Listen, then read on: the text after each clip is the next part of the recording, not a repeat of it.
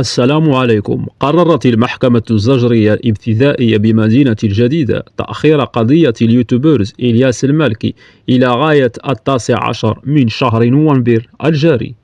وغاب المالكي عن الجلسة التي عقدت اليوم الثلاثاء، حيث لم يحضر أثوارها لظروف صحية، خصوصا أن المتهم كان قد سقط مغميا عليه في جلسة سابقة.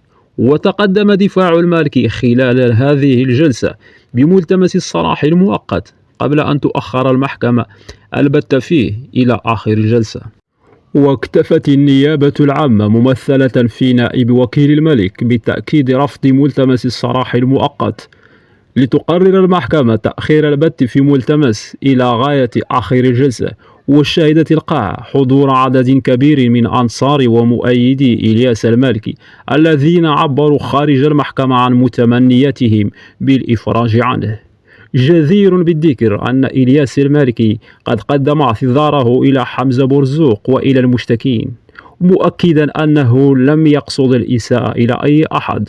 وتوبع إلياس المالكي من لدن النيابة العامة بالجديدة من أجل جريمة التحريض على الكراهية وجريمة التمييز